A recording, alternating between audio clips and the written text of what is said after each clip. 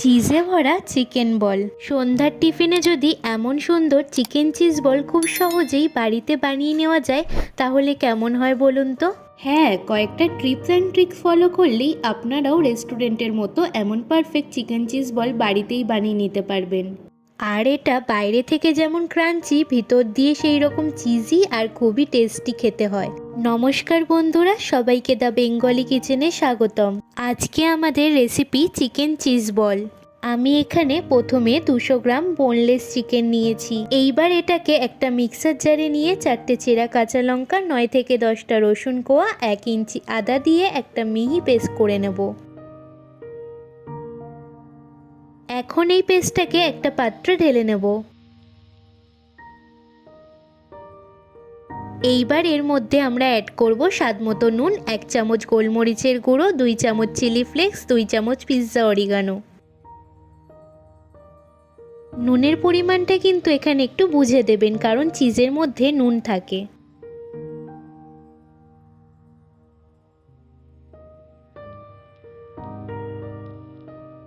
এখন আমি এখানে দিলাম কিছুটা ধনেপাতা কুচি আর লাস্টে দিলাম 2 চামচ মতো রিফাইন তেল। এখন সব কিছুকে ভালো করে চিকেনের সাথে মিশিয়ে নেব।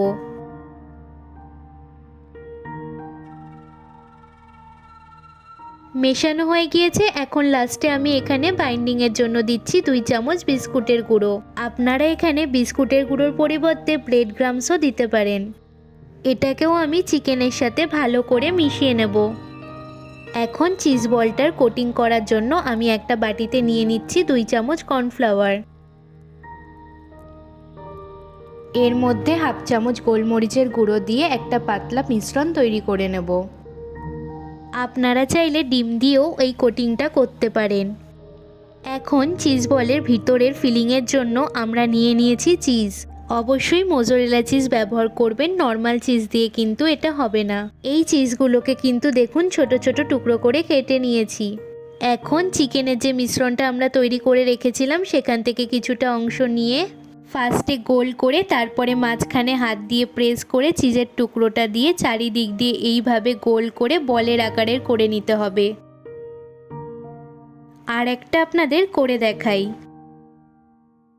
এইভাবে আমি বাকি বলগুলোকেও রেডি করে নিয়েছি। 200 গ্রাম মাংস দিয়ে আমার কিন্তু টোটাল 11টা মতন চিজ বল তৈরি হয়েছে। এখন এই চিজ বলের বাইরে ড্রাই কোটিংয়ের জন্য একটা বড় মিক্সিং বোলে নিয়ে নিয়েছি ব্রেড ক্রাম্বস। এখন এর মধ্যে দিচ্ছি সামান্য নুন, হাফ চামচ গোলমরিচের গুঁড়ো, হাফ চামচ পিৎজা অরিগানো আর সামান্য চিলি ফ্লেক্স। এইগুলোকে ভালো করে ব্রেড ক্রাম্বসের সাথে মিশিয়ে নিতে হবে। এখন একটা করে চিজ বলকে ফার্স্টে কর্নফ্লাওয়ারের মিশ্রণে ডুবিয়ে নিয়ে ব্রেড ক্রাম্বসের মধ্যে দিয়ে কোটিং করে নেব।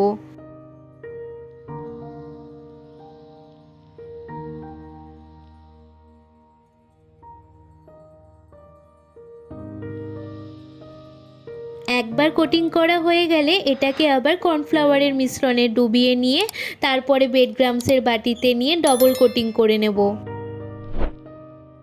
এইভাবেই আমি বাকি বলগুলোকেও রেডি করে নেব। দেখুন সবকটা চিজ বলকে আমার রেডি করা হয়ে গিয়েছে। এখন এটাকে কম করে 15 মিনিট ফ্রিজে রাখতে হবে, তাহলে এগুলো খুব ভালো করে সেট হয়ে যাবে। আপনারা চাইলে এগুলোকে স্টোর করে ফ্রিজে 5 থেকে 6 দিন অনায়াসে রাখতে পারেন। এরপরে চিজ বলগুলোকে ভাজার জন্য কড়াইতে নিয়ে নিয়েছি সাদা তেল। এখানে একটা টিপস বলে রাখি, একেবারে গরম তেলে চিজ বলগুলো দেবেন না। তেলটাকে ফার্স্টে হাই ফ্লেমে ভালো করে গরম করে নিয়ে তারপরে গ্যাসের ফ্লেমটা মিডিয়াম করে তেলটাকে হালকা ঠান্ডা করে নিয়ে চিজ বলগুলো দেবেন। তাহলেই চিজ বলগুলো খুব সুন্দর করে কুক হবে। এখন এগুলোকে গোল্ডেন ব্রাউন হওয়া অবধি ভেজে নিতে হবে।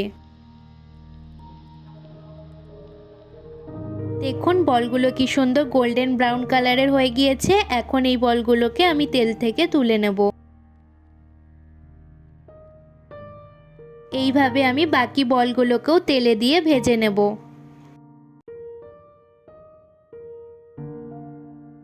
এখন এই চিজ বলগুলোকে আমি একটা পাত্রে নিয়ে নিয়েছি।